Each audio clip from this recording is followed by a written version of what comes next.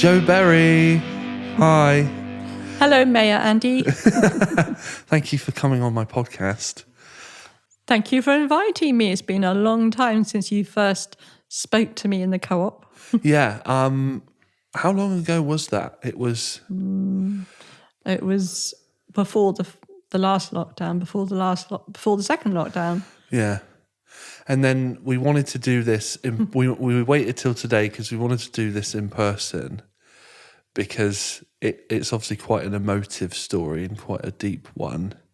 And I didn't feel like talking to you via Zoom would have lent itself to a very sort of nuanced or particularly human quality, I don't think, to it, because the nature of Zoom is very handing off to each other, and you seem to lose a lot of conversational information, I think, with Zoom, because you've cut out the physical realm. So there's a lot of body language and eye movements and blinks and everything, isn't there? We tend to converse a lot more with our bodies than we do with actually what we're saying. And so via Zoom, it can really muffle that perception. And I try to be quite perceptive and read my guests and try and move things and stuff. And in Zoom, it can be difficult, especially with poor internet connection. And you just never know who's got what on their end. So it's great that we had the patience and waited for this one. But I first read your story. I want to say at least 4 or 5 years ago in the Froome Times. It felt like a very long time ago. I was eating my breakfast downstairs and I was just scanning the paper, and it was something I very rarely do. Definitely at that time it was something I rarely did. And I don't know why. I don't know why I started reading your article, because I'm very much a scanner. But I started and I was like, this is a wild story. This story of finding this chap that's responsible for the death of your father and befriending him and then working together. I just thought this was insane.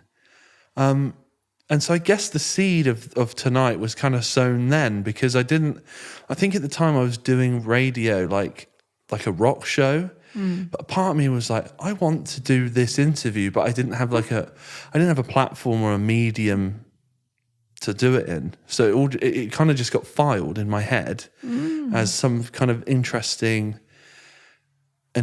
story, an interesting take on how you can approach grief and things. And so I'm glad we get to do it today. And I think you recognised me about 5 years ago. Yeah. And which I always remember. It doesn't often happen. Right. So we had a chat then. Yeah. And then it was a few years after that we started talking again. So, I'd just come to, I hadn't been in Froome that long, but me and Patrick Magee had given a talk in Froome. Oh. And that's why it was in the paper. So when I I think we were about to give a talk. That's kind of... That's very interesting then, because it's not like I've seen you around town at that point and I've been able to put your face to the article. It's when you moved here, I put the article to your face. That doesn't usually happen, I don't think. Well, actually, I've probably been here about 7 years. Right. But that would have been, we were in the paper to get people to come to the event. Right. And lots of people came. But there were some people who were very upset it was even happening in Froome. Really? Yeah.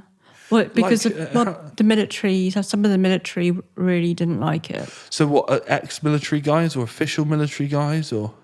We had a message from a military, I can't remember whether he's still serving. I imagine actually he must have been an ex-soldier who'd been around in Northern Ireland, and he wasn't happy that Patrick Magee was coming to Froome.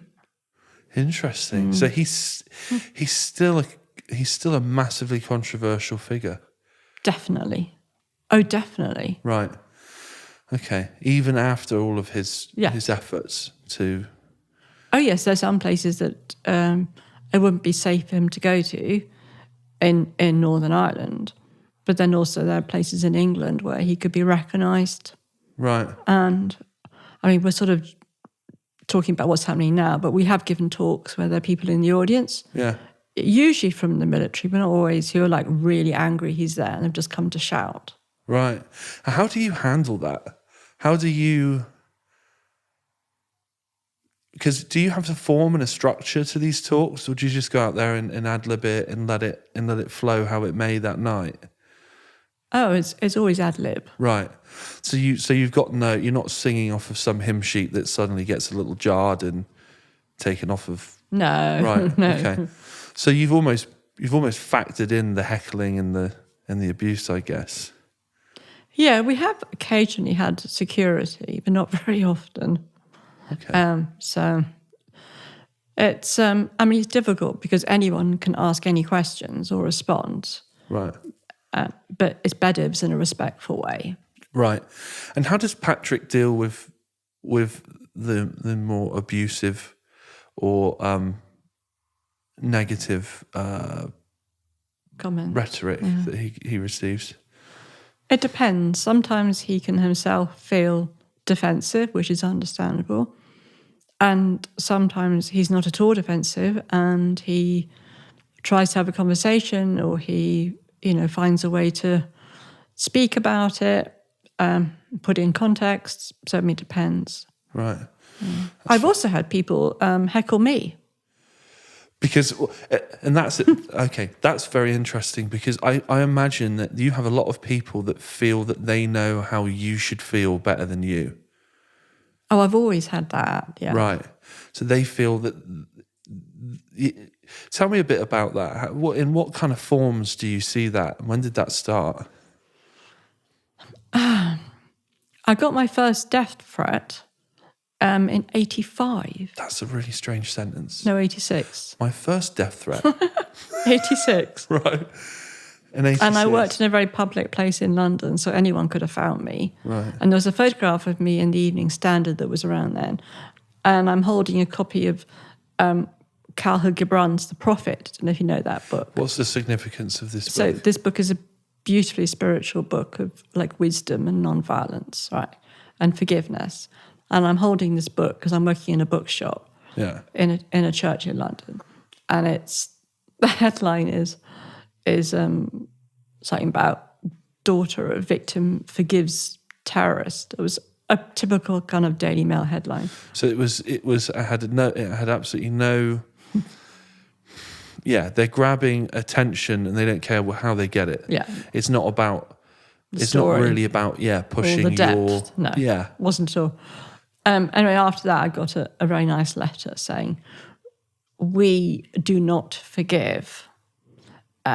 You are betraying your father to say what you've said. And there's only, I can't remember the exact words, because the person who was opening the letters for me, he was like, well, maybe you shouldn't see this. And I said, I'll see anything. Yeah. I'm quite interested. And I've still got it somewhere, probably in the loft. But it was, you deserve to be dead and we'll make sure that you are. We are people who don't forgive. And they had their own reasons for not forgiving. So I threatened them. Oh. I reckon. Sorry, I thought you No, they were must saying felt very that your threatened. response was to threaten them. Oh, no. So no. by virtue of... No, I didn't think he'd ever come and find me. Right. Or they. All day, or whoever they were. They were never going to come and find me. It was signed by a man. They were never going to come and get me. Right. I mean, a lot of death threats, they don't seem to come to a lot. Well, thank goodness. I don't think I've had a death threat yet. You haven't lived. Yet. I haven't lived. No. Do you wait? You wait to the end of the year. You haven't lived. I like that, because there's something in that, actually. There's something that says that you haven't lived so hard or lived by something to such a degree, or a principle by such a degree, that you've made a real enemy yet. Well, it was a joke. I didn't mean it quite like that, but, No, but I'm glad. But you might. Interesting. Yeah, no, it's true. And there's someone who works in Northern Ireland who's an amazing man, and he's had death threats from both sides. Right. And he thinks that means he's doing really well, because it's equal. Right. I thought that was interesting. That is interesting.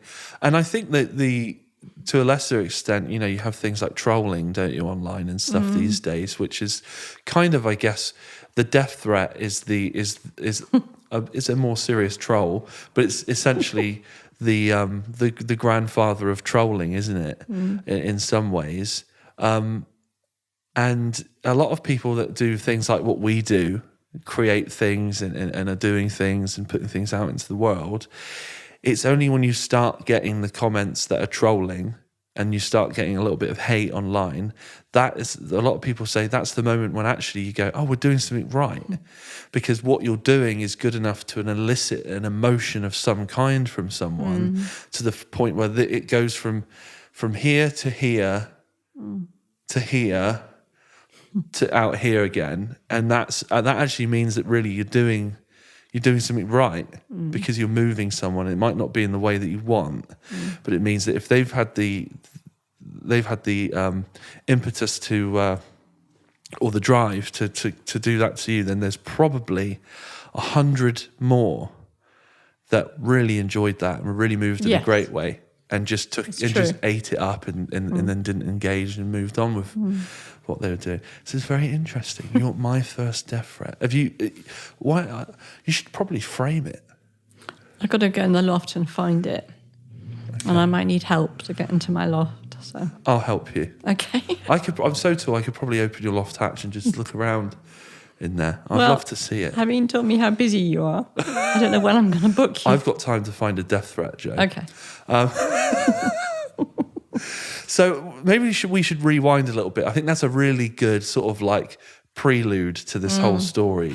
We need to come back to the riot. Okay. Later. Do you want to do the riot now, or do you want to? Did you start a riot?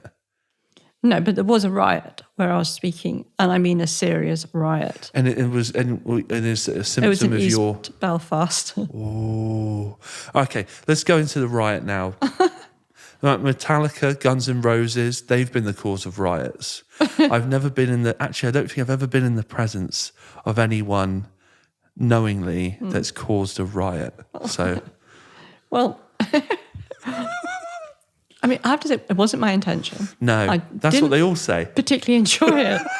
I actually just come back from Lebanon and I've been in Beirut, and about halfway through the store, I could see police with the shields, the riot shields, running up and down, and outside I could see smoke and hear the noise. And in the room, there were about 300 people listening so intently to me and Patrick Magee, and the quality of listening was such I've never heard before. It was almost like the riot outside sort of heightened the senses of what was happening inside.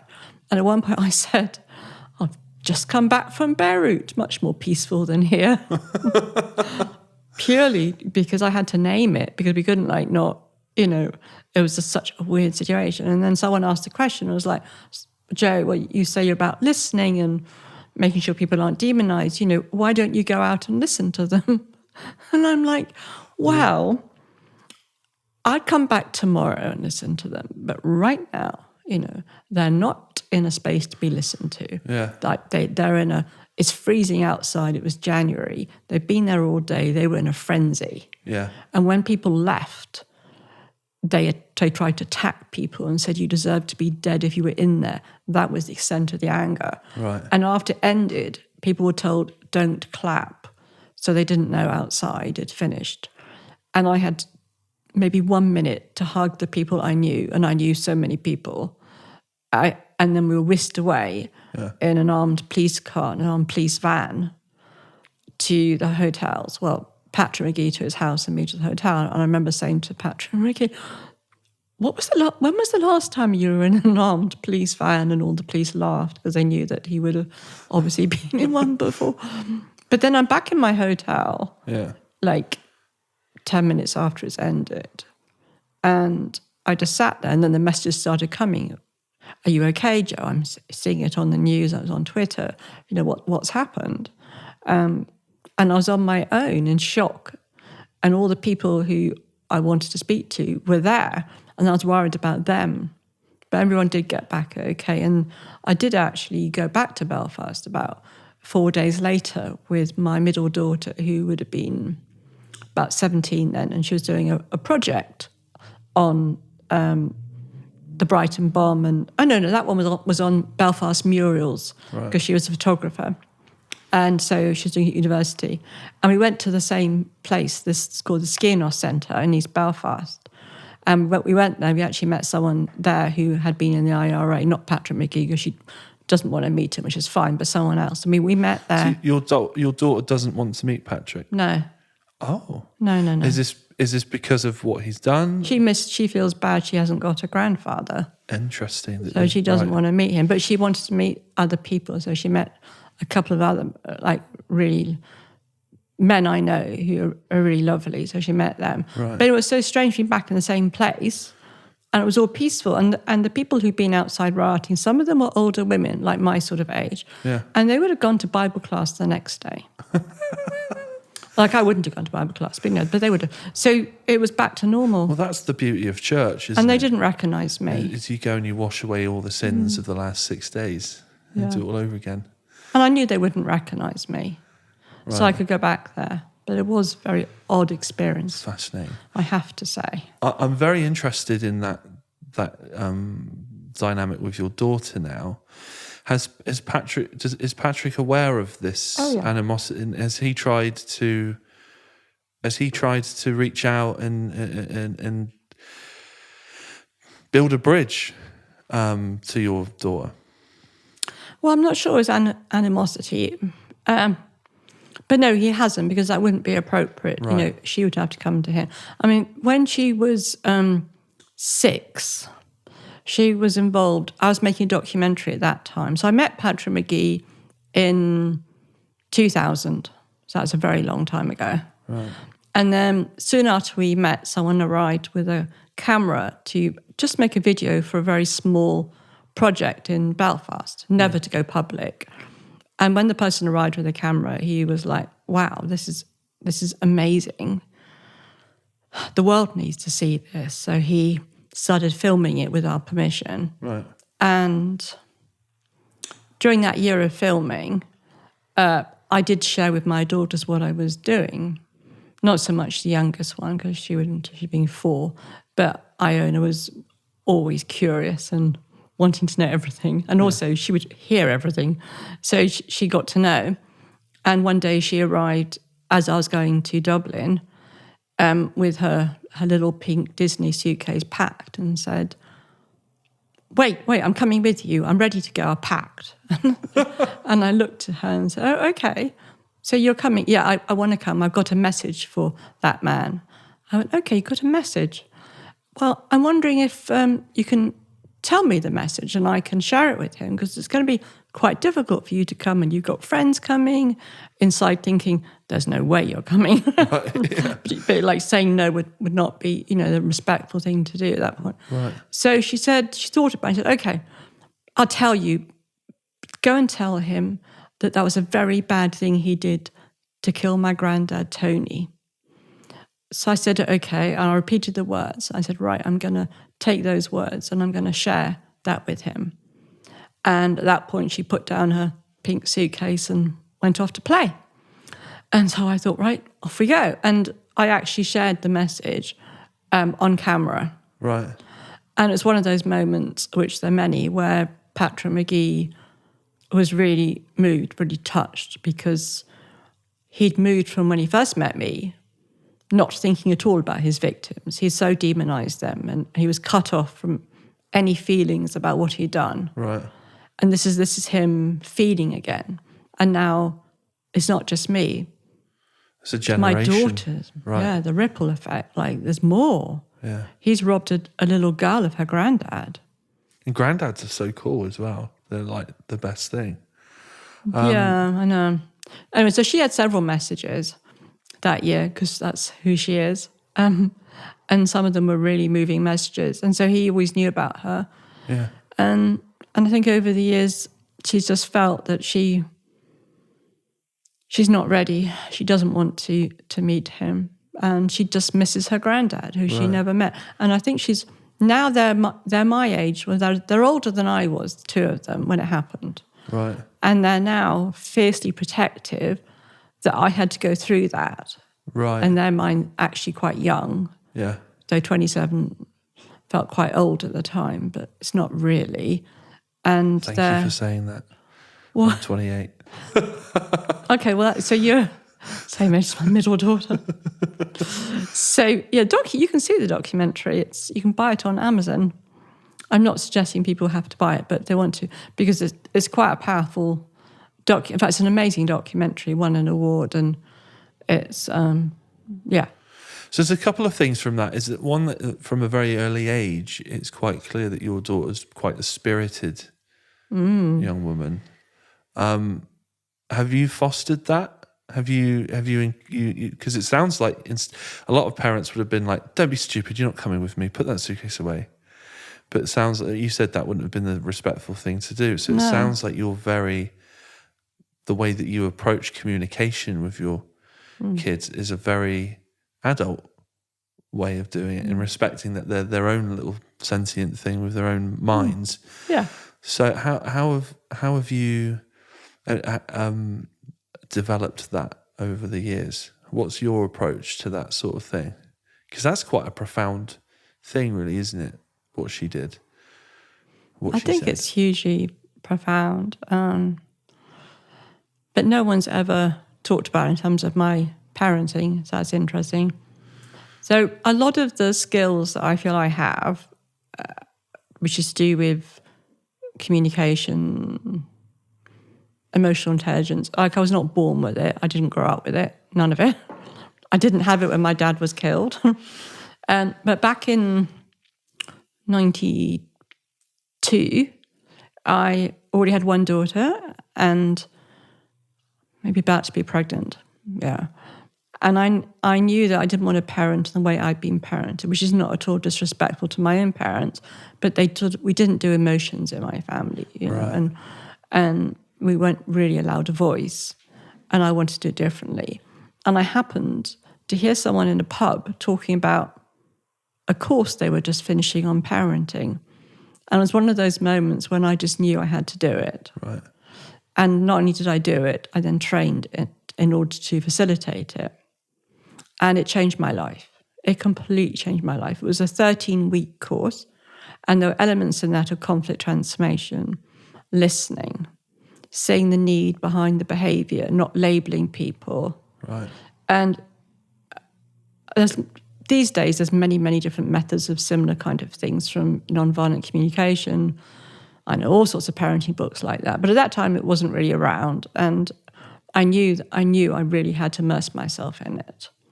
So a lot of it was about acknowledging emotions and, being respectful. And of course, challenging, but without blaming, without shaming. Now, I was not the perfect mother at all. In fact, I got it wrong a lot of the time.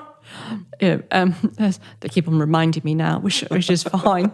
But there was something there that I did. The fact that even now so my three daughters live together in Tower Hamlets in London, and they're amazingly resilient and able to look after themselves and each other. And they're like an amazing group through COVID. They've just been this team. And there's something about that early parenting where I would acknowledge all emotions, you know, and listen to them in a way that certainly never happened to me. It's interesting. That is very interesting. And to have come to that conclusion that she made. How old was she? Did you say? She was 6, almost 7. So it shows a deep understanding of something that she's missing, doesn't it? It shows that she's been thinking about it independently of you or what she's seeing, and she's thinking about it in terms of what that means for her.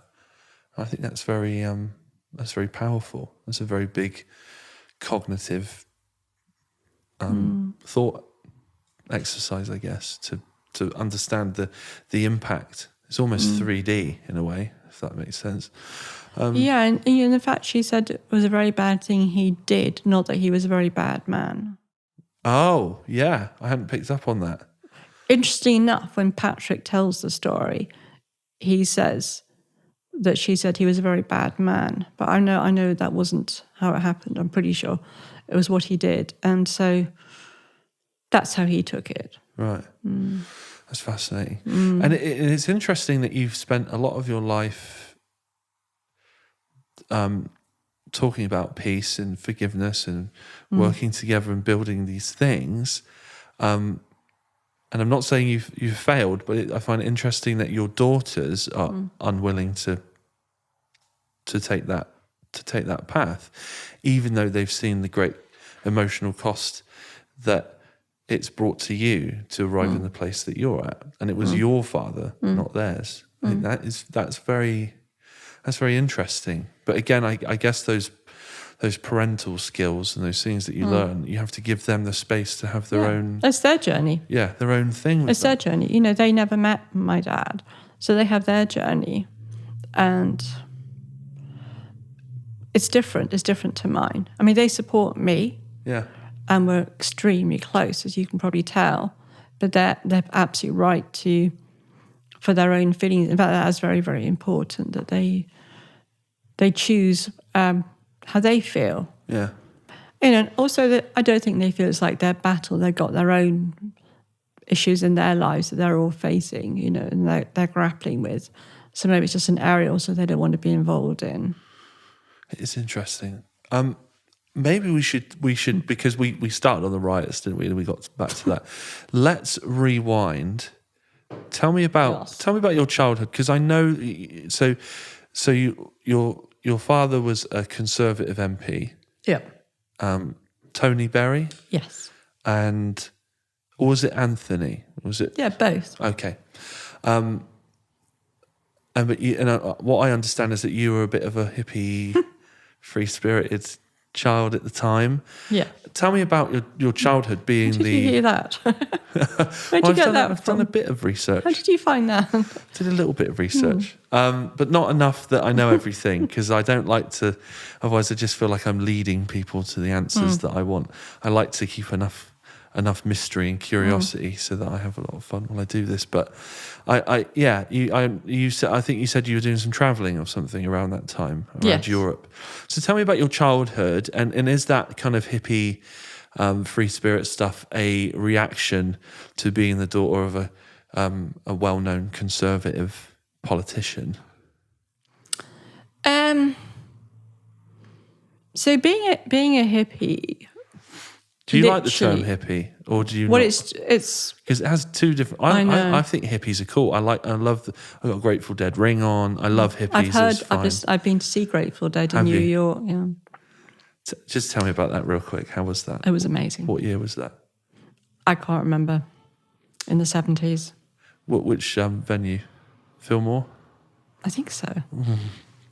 God. Yeah. That would have been a good one. So the first time I saw a hippie,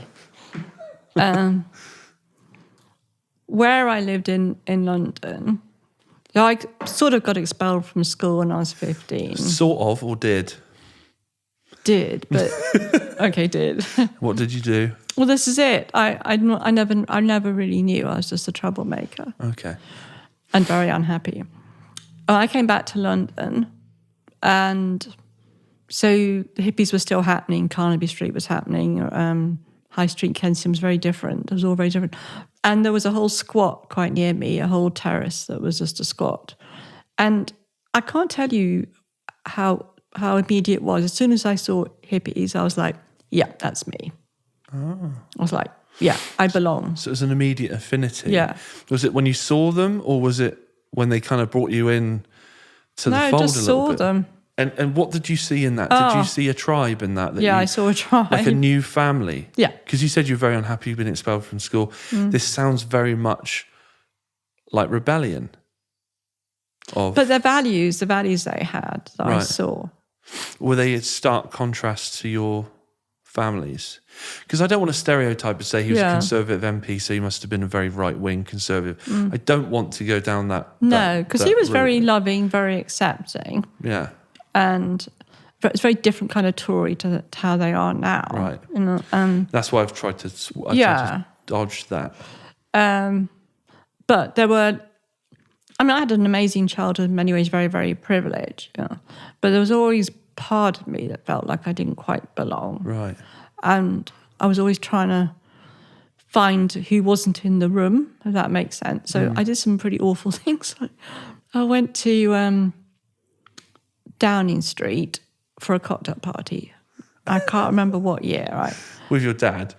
Yeah, with my dad. Right. So my parents divorced when I was 6. Okay. And I probably was wearing a long dress which had a safety pin in it because it had a hole or something. But I tried to look the part because I wanted to for my dad, but I usually failed in some way.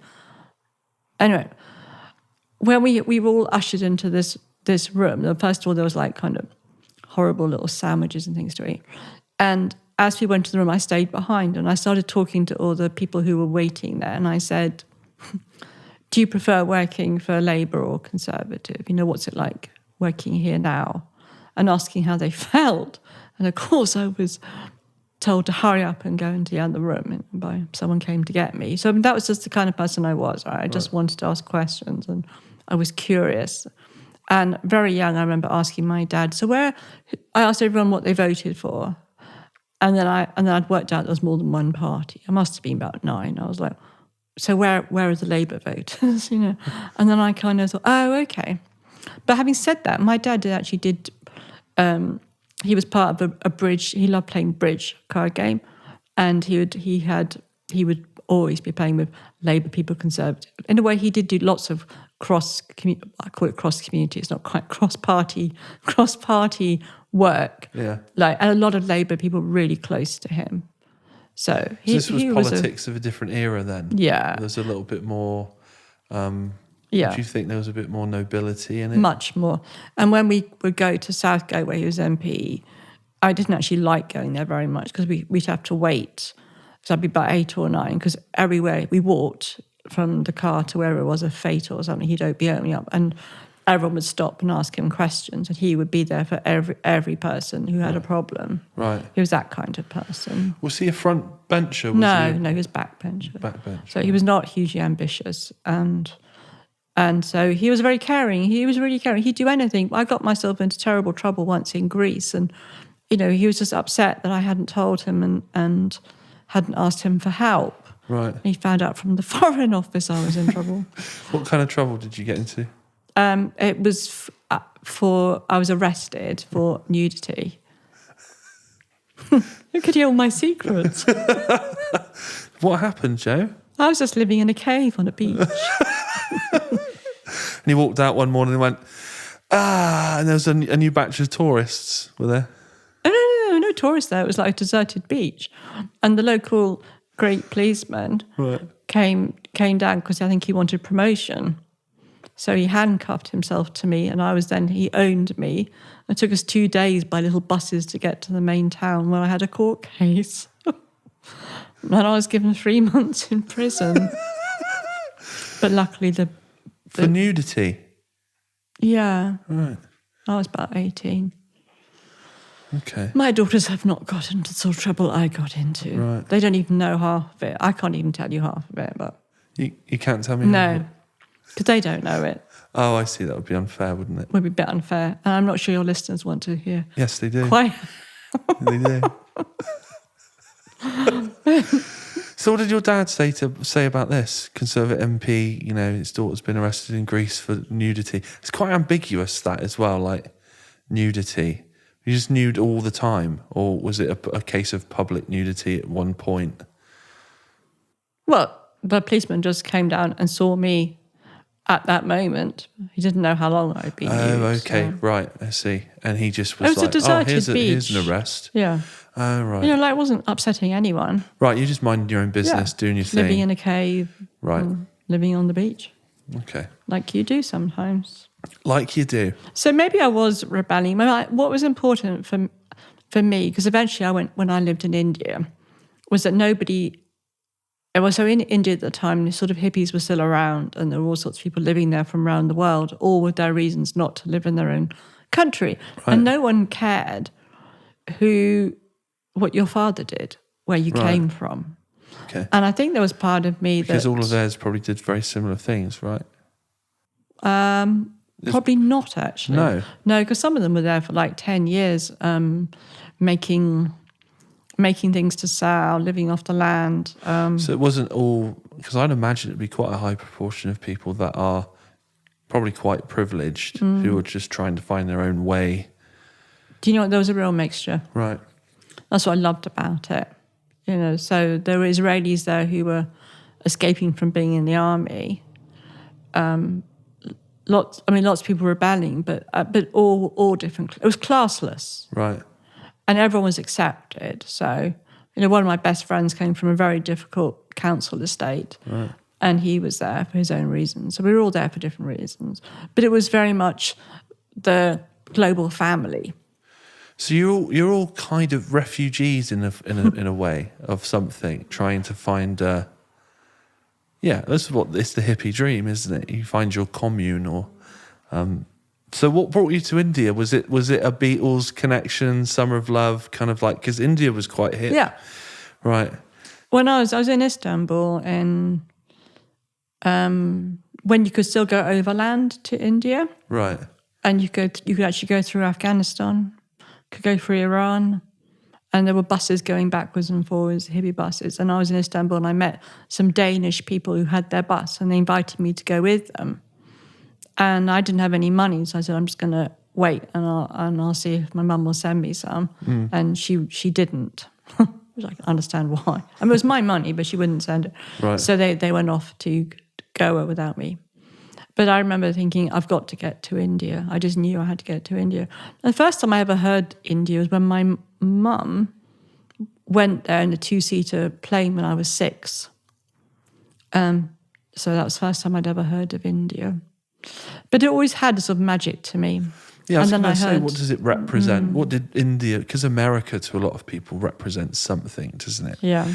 I imagine it had a similar effect to you, but it's almost the opposite, I guess, isn't it? Yeah. What did India like? I suppose something deeply spiritual. I remember arriving in India and it just felt like I'd come home. Like the smells, the senses, everything, the music. I actually went back for the first time just before lockdown. Last year, I went to speak at a peace conference, and then had an extra 10 days. I met a friend who I'd actually met first in the Himalayas, and going back there was really interesting.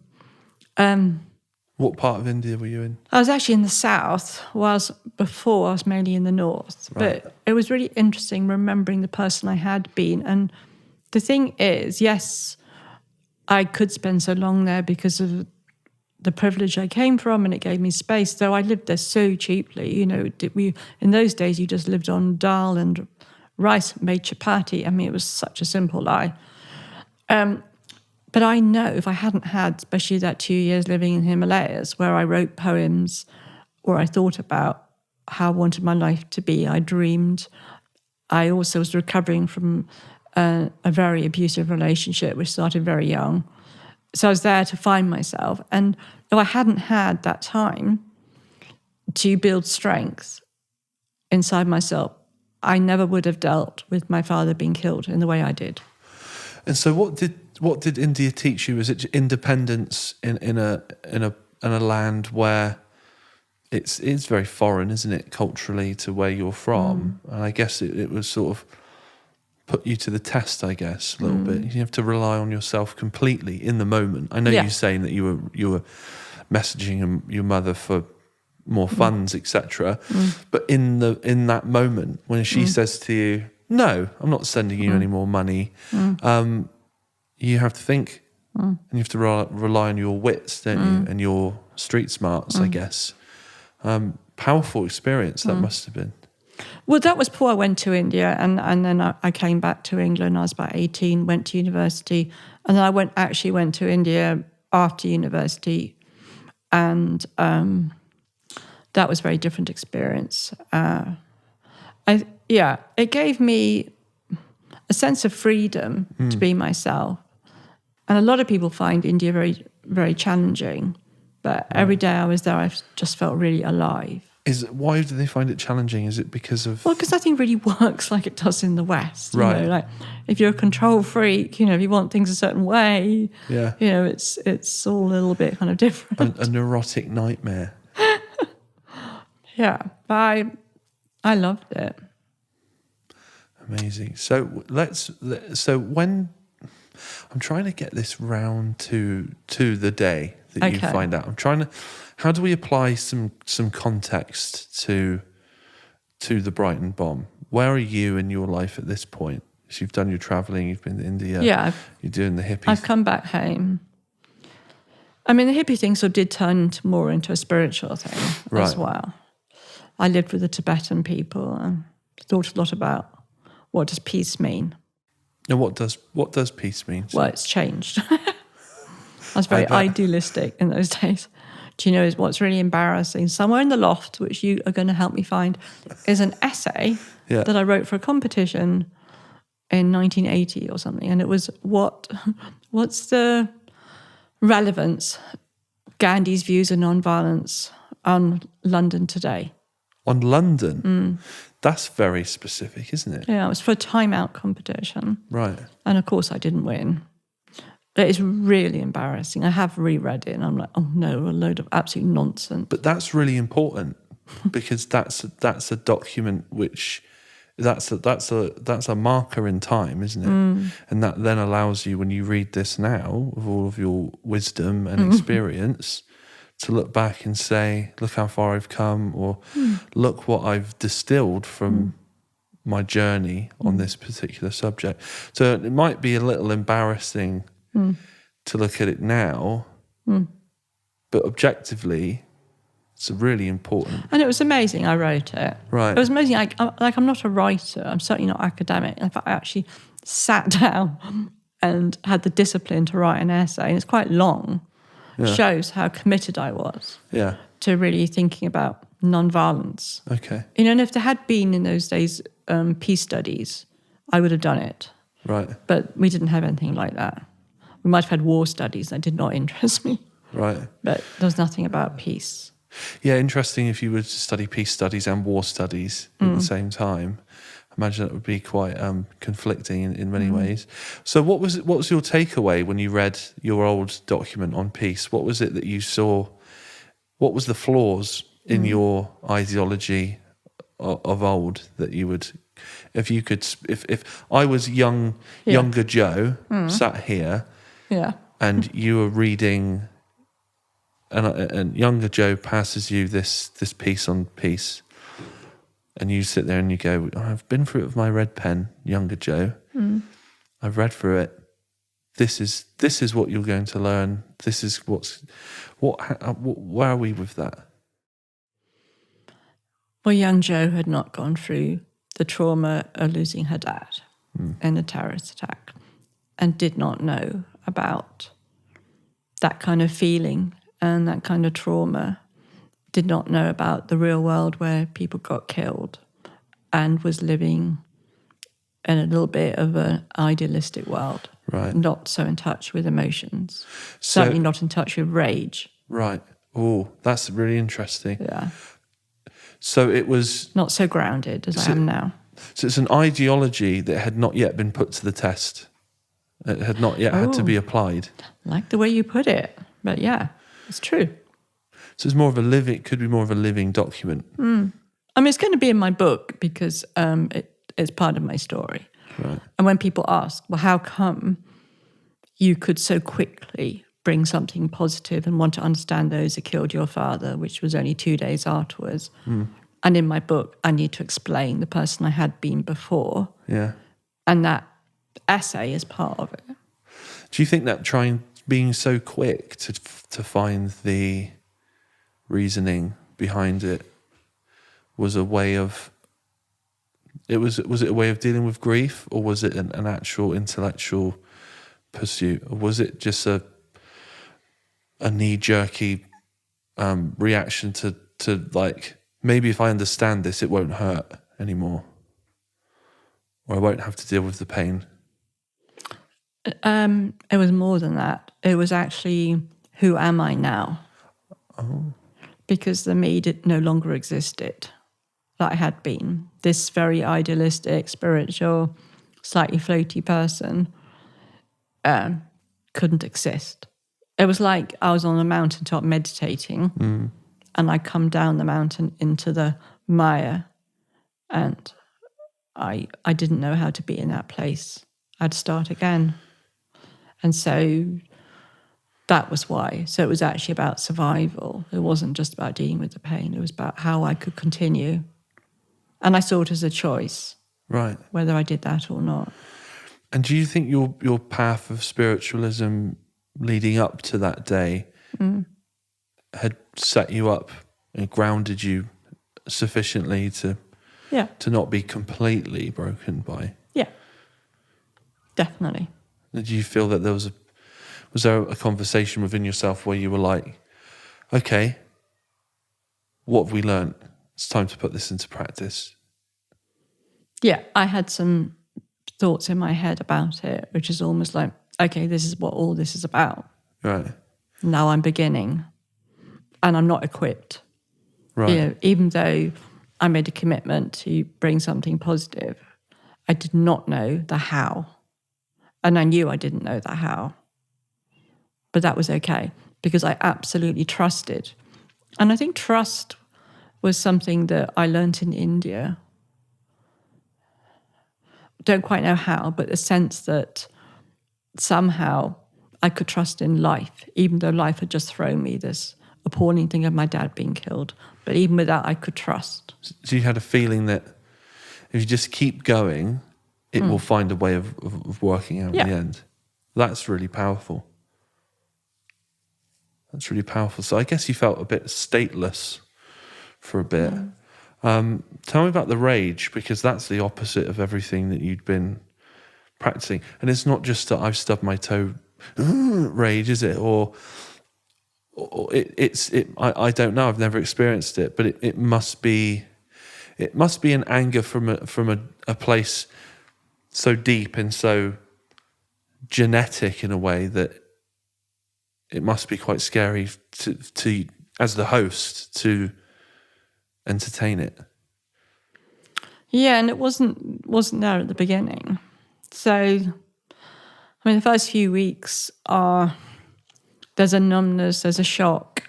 I just remember people coming from all over the place to be with us and support us.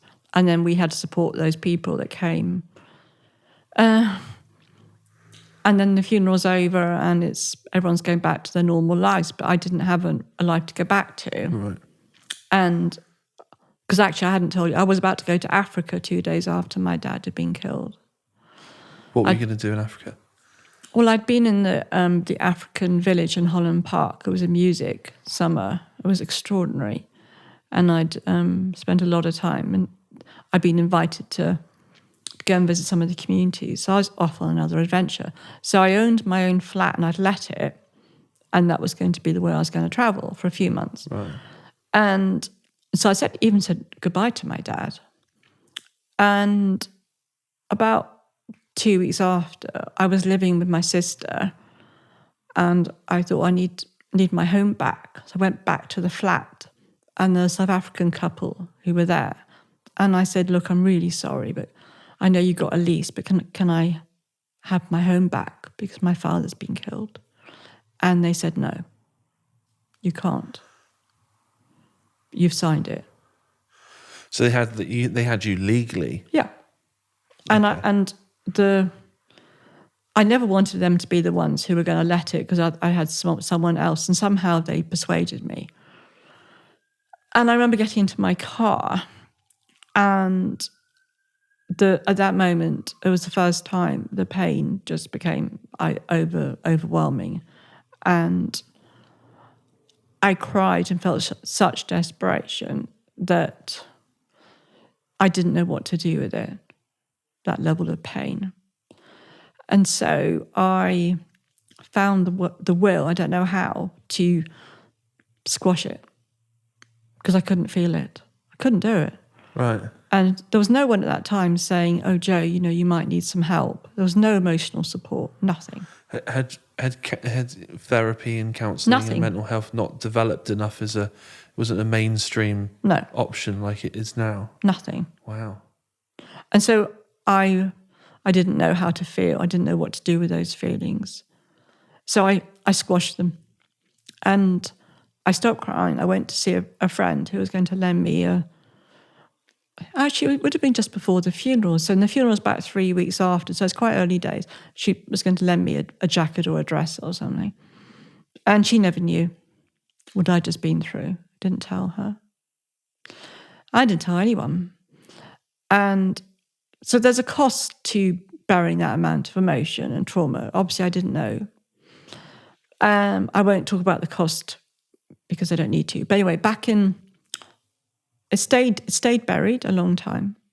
And during those years, especially after I moved to North Wales, I never told anyone about my father. I couldn't talk about it. I never talked about it. And in 1999, around the time that Patrick Magee came out of prison, right, I was in a field it was like a camp for families who all parented in a similar way. And in other words, the kids were out having adventures and we didn't know where they were, sort of somewhere in nature. And we were doing a circle with a talking stick. Right. And for some reason, when I had the stick, I started talking about my dad. And at that moment, that box opened. And that's when I felt the rage. And it was as if I was back on the same day. It'd been buried for such a long time. And luckily in the circle, there were trauma therapists and people very aware of what was happening and knew that I was going through something huge. And on the way back, I think I sort of kind of crashed the car, not badly. And I knew then. I kind of crashed the car. Yeah, but I just hit. I hit a wall at a petrol station. Right. It wasn't like a full-on crash. So, yeah, and that's when I knew I needed help. Right. But I remember the rage. The rage was, part of the rage was this huge no. I just wanted to scream this no from the depths of my being. And then it was, how dare anyone think their need to be heard is so great they killed my dad.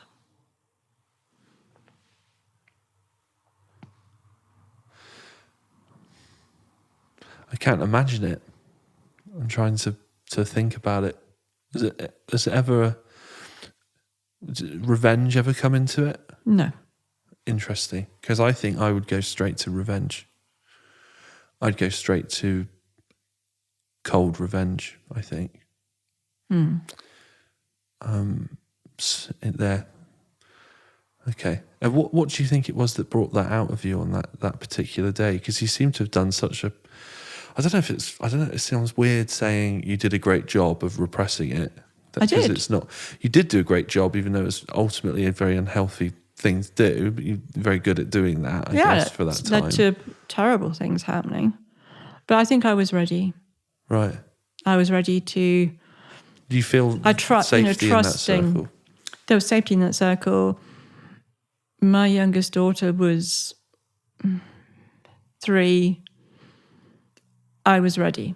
Right. I was ready. And I do remember I did a yoga holiday, which was probably the first break from parenting, maybe a few months before that. And I'd been in the desert. I was on my own, and I'd been in the desert with this yoga group in the Sinai. And I remember saying to whoever's listening, I'm ready to grow. I'm ready now, knowing that I needed to change. And there was a few months after that. So who knows? Anyway, the timing was right. I needed for myself to address that because it was causing so many problems for me. Right. I really needed to, and it was the right time.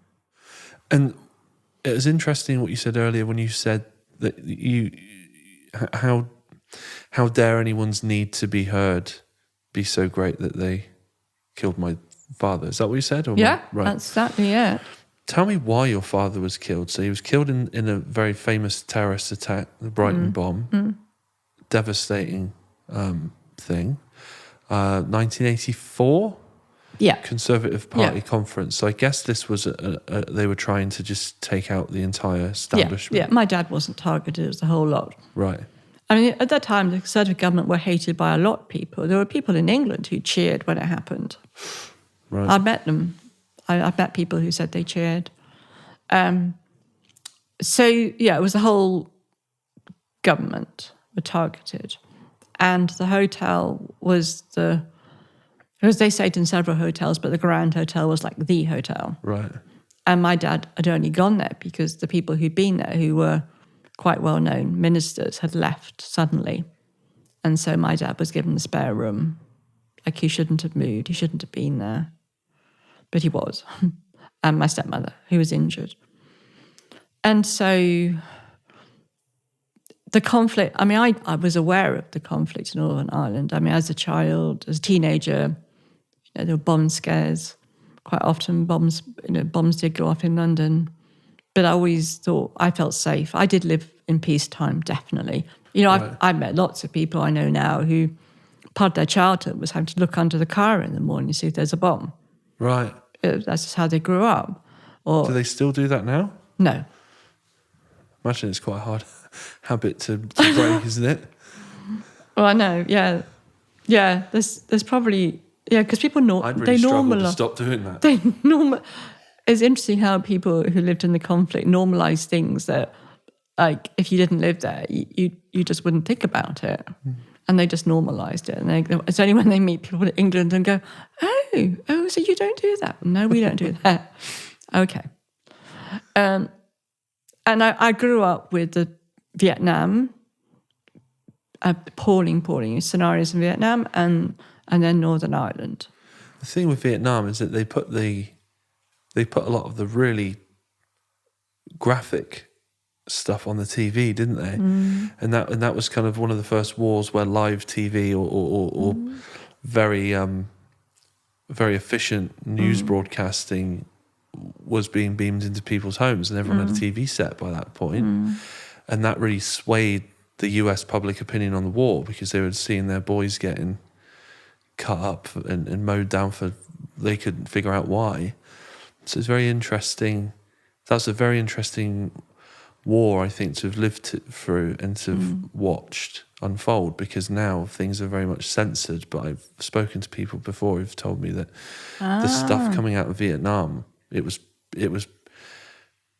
partly because it was so raw, some of it, that the public were very much aware every night of the horrors of war. They weren't shielded from it, kind of like we are a bit now. So you never see anything too disgusting or you never see the real price of war on the evening news.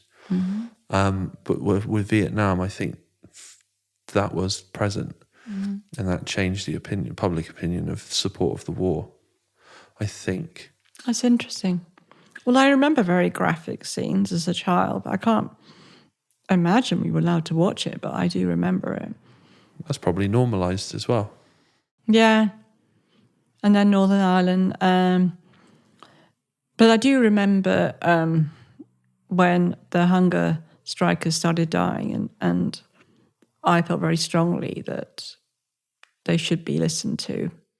So I did not have conservative views myself. But perhaps you got that sense of justice and fairness and that sort of political side of you from your dad, from his example. Yeah, I don't know how he felt about the hunger strikers. I know I was always anti-death penalty, and I think that I kind of remember he did talk about it. Someone he knew was killed by the IRA, and he did talk about a death penalty. So he did have different views about some things. But the thing is, I was never one to argue. I never need to prove to anyone that I was right. I was just so kind of curious always. But I do remember not agreeing with how the Conservatives were responding. But at the same time, I felt very detached from it. Right.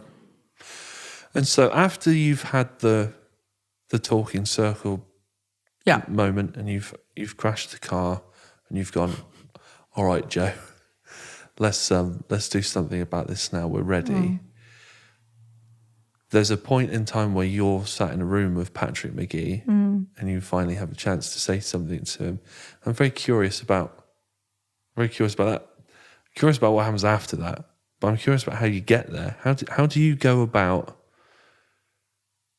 being where you were and knowing how traumatized and, for lack of a better term, fucked up by what had happened, to being in the room with the guy? Because that would seem like the very last thing a lot of people would ever want or need if they were trying to heal and not get cold, hard revenge. So how does that journey begin? Do you do some therapy and you get good with yourself and then you feel like you're in a space to No therapy. to do that? Or was that going to be the therapy? There was a lot happened. Suddenly a lot happened. So that was in June. And in October, I went to a forgiveness conference in Findhorn in Scotland, which is like a spiritual community. And I met most amazing people there, and some of them I'm still in touch with. Some people from Northern Ireland were there, people from all over the world, talking about forgiveness. And I started talking about what I'd been through and how I felt. And there was a group of us who, I can just really call us the rebellious ones, which I usually seem to find the ones that like to break the rules. And we were an international group. So we used to, long after everyone was in bed, we'd find ways to dance and find food. And we'd sign up for different workshops and then go to different ones. Really not helpful to people who are organising conferences, not a good way to behave. But I felt in a way also quite liberated from the first time not being a mother and being there, and I was finding myself. It was a very exciting time. And one of these people who was part of my naughty group, he heard me speak in the main auditorium about what had happened to me. And he came up to me and he said, "Jo, I had no idea that's you. I'm here looking for you." And I was like, "What on earth do you mean?" And he brought out a piece of paper. He said, "I work for Glencree Reconciliation, and we're looking," which is in Ireland, "and we're looking for people who've been affected by terrorism in England, Scotland, Wales, to come there to take part in a residential workshop and meet other victims and survivors. We'll pay for everything." Was that scary to you? It was a miracle. Oh, okay. How so? It was a miracle. What? Because it was finally some. It was what I needed. Because you were like, this is the specific thing I can relate to in others. Yeah, this is what I need. Right. Yeah. This is my next step. And did your inner compass go? Yes. Okay. Oh, totally. Great. I was like, this is a miracle. I love a good inner compass moment. It was totally one of those moments. And he couldn't believe it either. Right. And so I went home and he said to me, "Okay, we need to find some more people."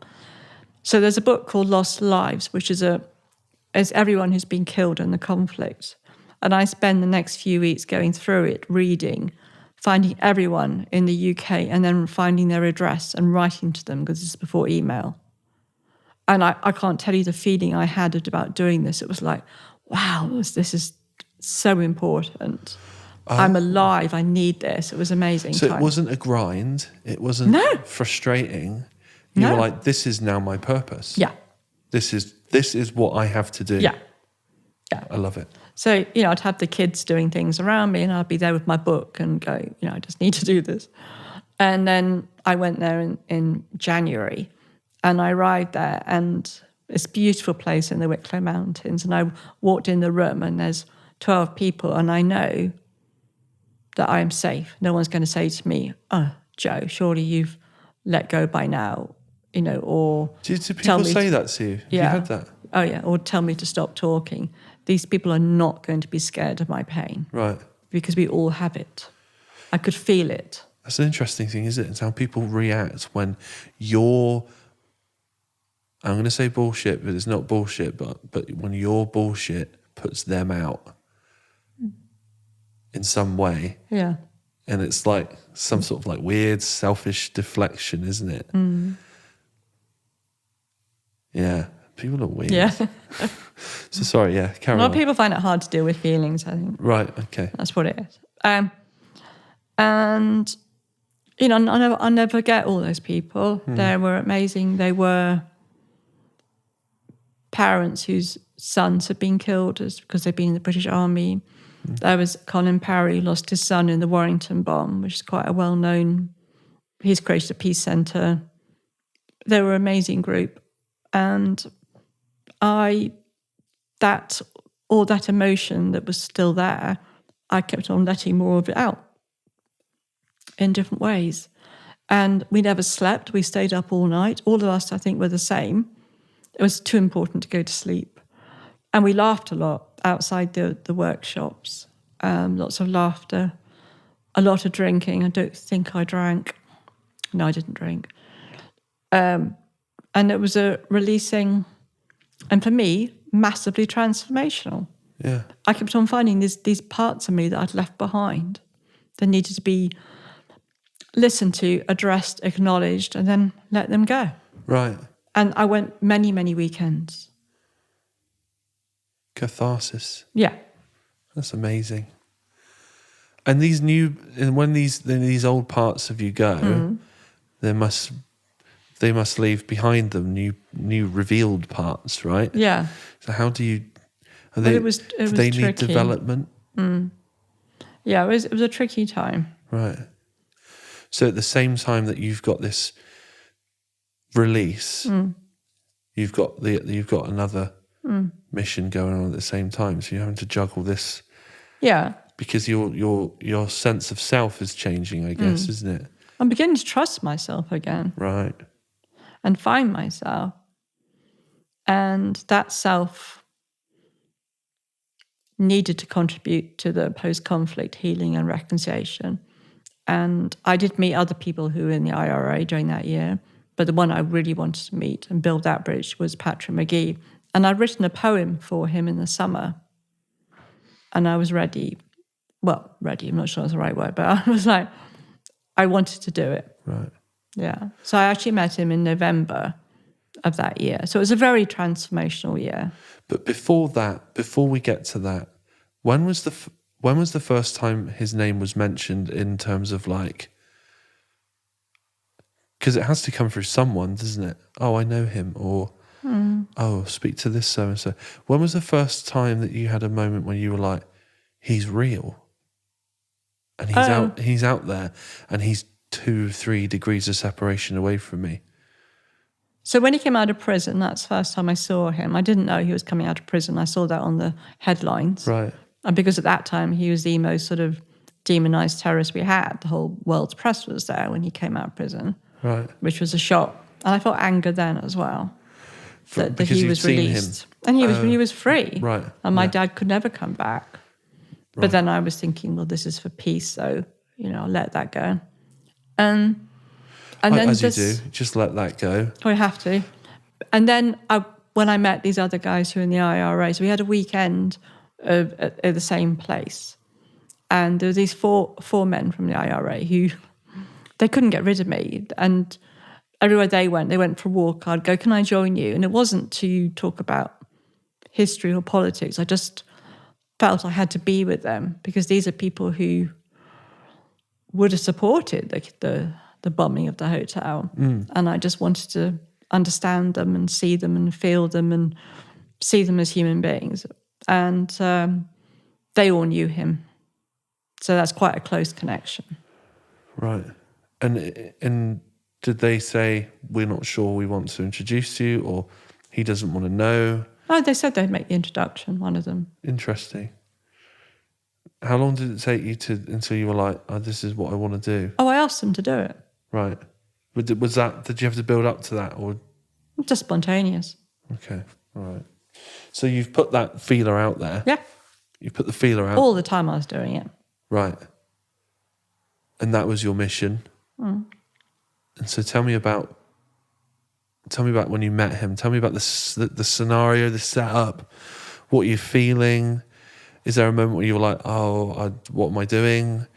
What was it like? Or was it just a focus, a clarity? Like, we've got here now and we're going to do it. It was a lot. Right. I was on my own, travelling from North Wales to Dublin. I'd only really known that morning it was going to happen. And I was going to a friend's house, someone who I'd actually first met. I went a lot to Northern Ireland in 85 and 86, and I met this woman then. And she was living in Dublin. So I was at her house. She was like kind of my negotiator friend. And I think it was that it could not have been a more kind of unprepared space. You know, it just was a kind of a normal house, except everyone there was sort of social activists, and there was this happening, that happening, this meeting, phone going, people coming, people going, very chaotic. And at one point, my friend, as we're waiting, Anne Gallagher, she gave me a wooden spoon and said, "Oh, Joe, just finish the supper." And I'm like, I can't finish the supper. Right. I'm about to meet the man who's killed my father. Yeah. I can't cook. Right. You know, I was just like, no. I felt terrified, terrified. And I had some strange thoughts like, what's going to happen tomorrow? Because you could say that this has been a mountain I've been climbing since 84. It's now 2000, and I'm meeting him. Well, what's going to happen afterwards? Right, what's next? Would there be... Okay, yeah, because this has been your motivating force. And maybe there's a part of you that thinks, what if I don't get what I think I'm going to get from this? I had a very low... Like the ground had... Well, I don't know if it was that, because I had a very low expectation. It was just like, what am I going to do tomorrow? Which is a crazy thought. It is. Yeah. That's kind of crazy. Yeah. But also really sane as well, because it's like, that's such a strange situation that is the most normal thing that your head has gone to a very normal preoccupation in a very abnormal situation. So as crazy as that sounds, it sounds quite sensible as well, in a weird way. Yeah. I suppose like the mountaintop, you could have called it meeting Patrick Magee. Yeah. And then, I mean, we know when you get to mountaintops, unless you're climbing Everest or whatever, there's usually another one nearby, right. which you haven't seen. Yeah. But that's not what I was looking at. I was like, okay, well, this is it. My mission will be complete. Right. But it wasn't like that at all. So I did my own risk assessment. And that I knew he wouldn't hurt me physically. I knew when he left prison, he was committed to the peace process. Right. I knew in prison that he got a PhD, he'd written a book, and from the people who knew him, I knew he was a very deep thinker. Right. And I also knew from my imagination that it was actually probably, in a way, harder for him because he knew nothing about me. And you knew everything about him? Well, not everything, but I knew a little bit. Right. You knew more than he did? Yeah. And so how's the introduction made? Well, he just walks into the kitchen and I get up and shake his hand and thank him for coming. And he thanked me for inviting him. Okay. And then we went into our own little room at the back of the house, like a little conservatory, and there was a sofa, not very big, and we just sat on either end of the sofa for 3 hours. Wow. No one there. What was the first thing you said to him when you sat down? Do you remember? Well, I didn't mention that it took about 3 attempts to meet him. 3 times I was told that he didn't want to meet me. Right. And I remember thinking like, oh, that's a bit annoying, but I'm going to trust it, if it's right. And if it's not right, well then that's the other people I can meet. There are other bridges I can build. There's so many people who could be seen as my other. Right. Like the families of the hunger strikers who I was meeting and other men in the IRA. So it's fine. So when I did get that he said yes, I was quite surprised. I'm like, oh, he's obviously changed his mind. So I said to him, oh, how come, I've heard you didn't want to meet me and, what made you change your mind? And he said, oh, I've heard a few times that a daughter, one of my victims, wants to meet me. And I've always said yes. And I now call that our icebreaker. Right. Because we started talking about how could that happen, and I was trying to remember all the different times and who they were, and like, I think people were either protecting him or me. Right. And it's so early on in the peace process. I mean, ridiculously early on. I mean, like, we were mad to meet so early on. It's like, it's just started, and there we are meeting to, a high profile incident and we're meeting. But there we go. So that sort of broke the ice. Right. And so in that 3 hours, what did you discuss? Well, so he came, which I knew he would, because these guys in the IO are really, really clear to me. They're like, Joe, you've got the problems. He's got none. And I was like, okay. Because, we were the oppressed. Your dad represented the power, and that the government used it against us. We were an oppressed community. Right. And I knew that he would come with that mindset and that attitude. So were you expecting some pushback? I expect him to come with a complete justification of the cause of the Troubles. And what? And that's what he did. And he did do that? Oh, yeah. And did you feel like that was a fairly sort of rehearsed, well-trodden response? Like he's done this before? Well, I don't think he'd never met anyone like me before. Right. So not rehearsed, but some of the expressions I would have recognised, because that was just part of the language, the culture around the Troubles. And what sort of? Well, I can't even remember now exactly what they were, but it's just the narrative that I had heard, because I'd already met so many people. I even met someone high in Sinn Féin in '86, and I actually knew quite a lot about the Troubles. Right. And so none of it was a surprise to me. So my focus was to listen to him so that I could hear more. So I asked lots of questions, and I listened, and I acknowledged how hard it had been for his community. And I read the poem. And there's a line in the poem which is, I can't remember the lines of, it's like, I acknowledge your suffering. So in the poem, I'm talking about what his community had been through. Right. And that my dad represented the power who'd not listened to them and been the cause of some of the suffering. So I think he began to feel very, very heard by me. And there's one point where I looked at him and I could see that he really struggled before he joined the IRA. Like, for him, it wasn't an easy decision. It wasn't like, okay, that's it, I'm going to do it. He thought for a long time. Right.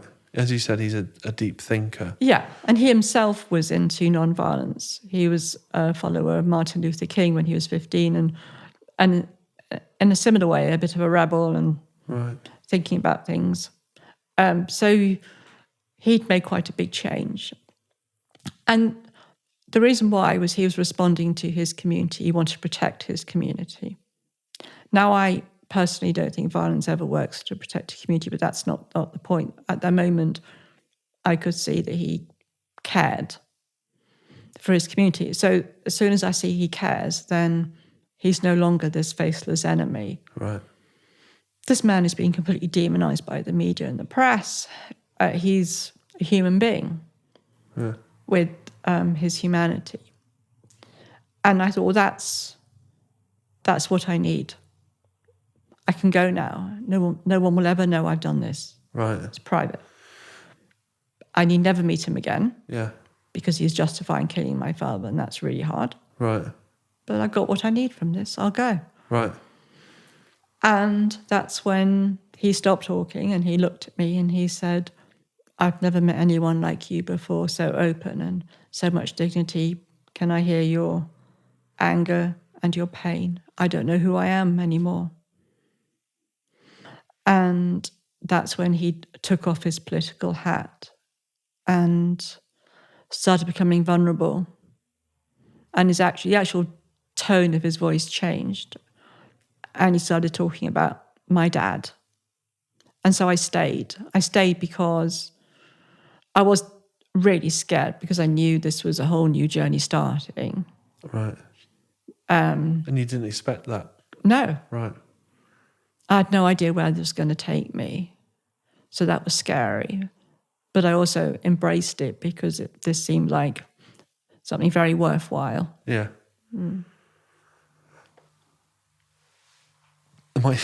My jaw dropped when you said, and he took the thing off and suddenly became very human. It kind of stopped me in my tracks there. That's very, I can't imagine what it was like to have been there. And so where'd you go from there?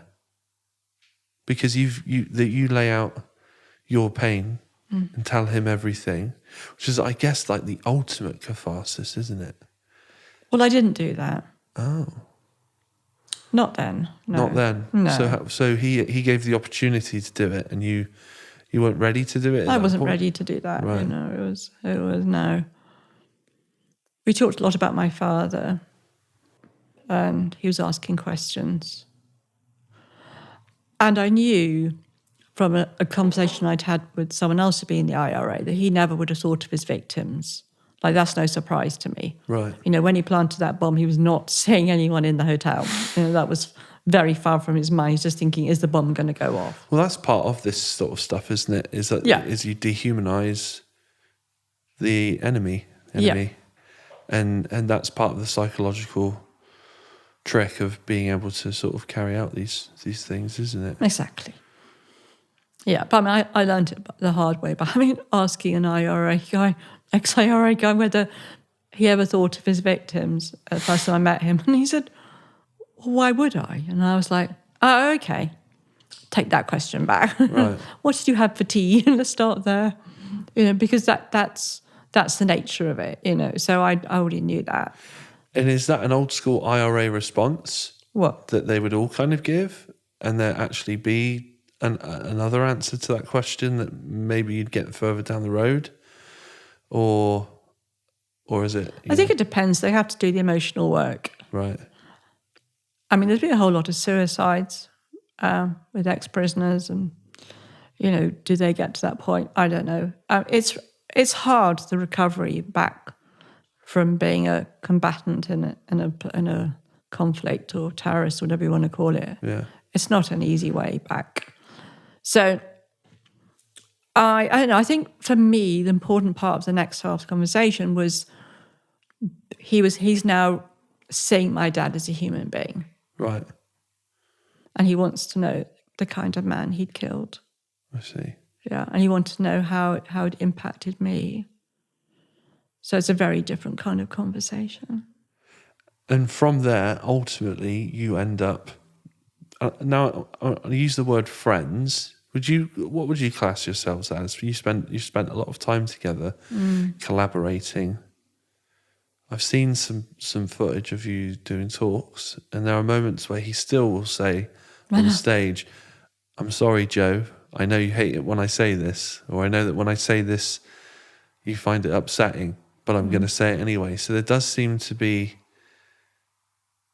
That seems to be a very interesting relationship where friends, I guess, is the word you'd use for lack of a better term, but I'm sure it's probably somewhere that hasn't been explored all that much, I guess. Yeah, I think we get to the limitations of the English language. Right, that's what I'm getting at. Yeah, exactly. That's what I thought. So, yeah, friends is the best we have. But I sometimes say it's unusual friendship. Yeah. It's definitely unusual. Yes. So someone's actually wants to write about our friendship in a book. Right. Which will be interesting. Yeah, it is a very interesting friendship. So at what point do you get him going from, I don't think about my victims and here's my justification for essentially killing your father, to yes, I will go on the road with you and do these talks at a danger, because is it like you're saying, the riots, people know who he is, and it's a controversial move. So how do you get from that initial meeting to being colleagues?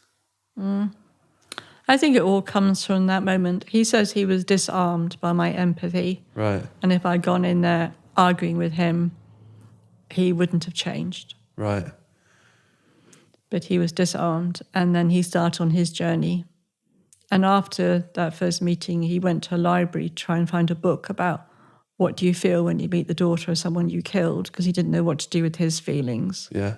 It was very hard for him. And he couldn't find the book. No, there's no book. Didn't exist. So now he's writing it. He's written his book. Right. It's published.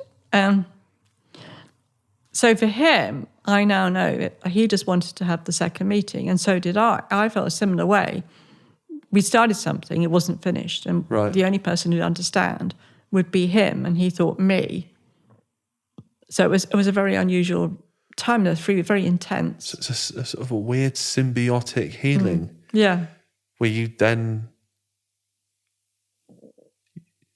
needed each other. Very interesting. Yes, we did. Wow. Okay. And so how long did that process take until you guys felt that you were in a position where, you know, individually you were kind of good, and that maybe you could put some of that aside and find a tether of some mutual respect or admiration for each other that you could call a friend in the failing of the language? Well, it was a few years before I could use the word friend. But so during that year, we met a lot of times because we were being filmed for a documentary. And I think that really helped, because if we hadn't been filmed, we wouldn't have met each other. So it sort of gave a kind of framework.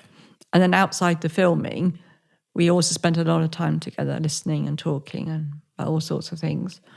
And then just before the documentary went out, we did our first talk at a conference in Ireland, but it didn't get into the press because it was kind of private. Right. And once we have gone public, then the invitations started coming for us to speak, and we were ready. And how many of these talks have you now done? Over 300 probably, but we've lost count. And then COVID's come. 400, I don't know. Right. And so the pandemic put those to a halt, did it? Or did they sort of live out their usefulness and it was time to do something else? I don't know going forward. He's not a great fan of speaking on Zoom. Right. So it's hard to do talks. But there was one planned to do in Liverpool in September. I think maybe it's been cancelled, but we would have done it.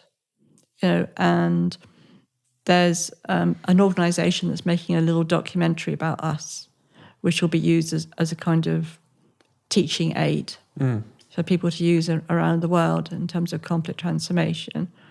And he's very happy to be interviewed for that and work with me. Right. So I do a lot of work in Tower Hamlets and schools. And I might see one of the schools will let us be filmed and give a talk to the sixth form. And that could be part of the documentary.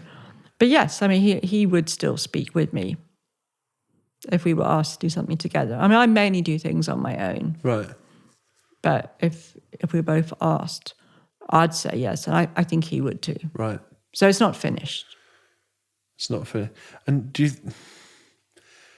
think it will ever be finished? Do you think there'll be a day when you can go, we've come so far now individually that we could leave each other alone and it be maybe. And it'd be fine? Will you be at his funeral? Yeah. Will you be at yours? No. Interesting. Why is that? I wouldn't be fair for my family. Of course, yeah. But if his family would be happy to have me, I would go. I would have to check. I imagine that they would be fine. I obviously have to check. I haven't really thought this through. I just put it out there as a sort of no, but like he definitely wouldn't come to mine. Right. Tell me about your book. My book. I need accountability to finish it. Right. What do you mean by that? Well, there's always so much to do that the writing doesn't happen. Oh, so you procrastinating with it a little bit. And I had a literary agent who then wasn't very nice to me. Right. And in fact, really unkind. So I've now got an ex-literary agent. Which is good. There are probably people with more ex-literary agents than there are literary agents. Do you reckon? Probably. I now feel liberated. Right. I've turned it into a gift and a blessing. Yeah. I'm very pleased I don't have one. And I'm now free to write my book. Right. And then when it's complete, then I'll get someone to turn it into good English. Obviously, you do the grammar and everything. Yeah. And then contact a publisher. Okay. Good stuff. What's next? Is the book next? Is this your next focus, or what? Yeah. The book, and I'm developing an online course at the moment. Right. I'm looking at ways that I can charge a bit more than I have been. I mean, I have a charity, Building Bridges for Peace, and we did get some funding to work with young people during the last year and a half. So I've done a lot of work in schools, all virtual, and that will carry on. I'll always be working in schools, working with young people, and that's about empowering them to be positive change makers. Right. I've discovered that my story gives me a credibility. The young people just immediately feel listened to and heard, which is wonderful, without me having to spell it out to them. They just get it, that I'm there for them. And so they open up and share. And remember an amazing young Muslim girl saying that it was the first time she'd been listened to by a white person who was older than her, who believed in her and thought that she had a lot to say, which is appalling that I was the first person. But I find those things hard to believe. Not saying I don't believe her, but I find that stuff hard to believe. And then I realise how sort of naive you can be. And yeah. And then you realise, well, no, of course that could happen. But it's like almost like something you don't want to feel that that's the world we live in. They experience racism every day.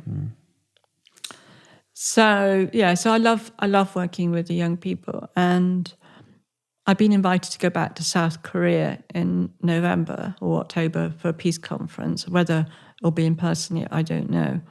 I definitely still feel hungry to have more impact on the world stage. Right. So if you said, like, what's my next mountain, like, that I would, in my dreams, where it all starts, I'd be dreaming about going around the world and talking about the importance of not demonizing people, right, and the importance of empathy. And to me, empathy turns into an action word. Because if we're going to empathize with people, we're going to want for them, or we want for our loved ones, and we're going to want to work that they have justice, they feel safe. So I want to have more impact in the world, and I don't yet know how. I think the book will help. But I don't feel finished. People go, oh, surely, Joe, you've done enough. You can go back to being a normal person. I'm like, I've never been normal. And I feel like I've just started. I've got a big mission, and I've just started. That's how it feels. Do you think the book will be a good legacy? Do you think the book is more of a legacy piece? Like something that will continue to teach and reach beyond your time? And well, maybe, but also a way to open doors for me. Yeah.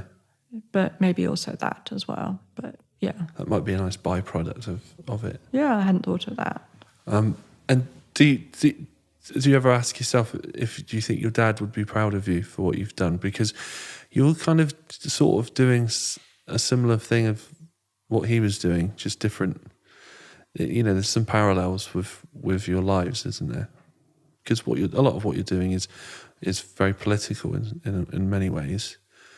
So do you think you'd be pleased with your chosen path? Yeah, I do.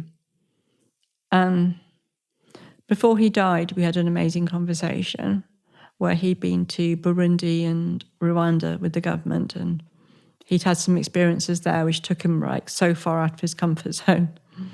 And he learned a lot by being there. And his whole world expanded, and his understanding. He almost feels like he had a kind of slightly mystical experience there. And so when he came back, he said to me, "Jo, I've always found it hard to describe what you do to my friends. And looking back on it, yeah, I completely understand that. It was hard. And it was important. He was so proud of all his 6 children. He loved us all. Such a loving man. Anyway, and he said, but now I understand you," he said. "I know what to say." And I was like, "Oh, okay." He said, "Because of what I experienced in Rwanda," which is interesting, it's Rwanda, I know that you're driven for a need to create peace in a way that's bigger than you, and that's your mission." And I was like, "Well, yeah, you got me." And it was such a blessing. Yeah, that's amazing, because that now has so much weight to it, doesn't it? That was like, yeah, he gave you his blessing. Yeah, that's amazing. That might be the best place to stop. That might be the best place to end that, because that doesn't get any better than that, does it? No, I feel very moved by myself saying that, remembering that. But yeah, it was a real blessing. You're right. Yeah, amazing. Jo, thank you for your time. I know that all of this stuff comes at an emotional cost to you, to go back through it all and be so open about it. So thank you for sharing that with us. And oh, well, thank you. I really appreciate you're very wise and intuitive and perceptive, and taking me to places that I haven't been before in a podcast. So I've really enjoyed it. Thank you. Thank you.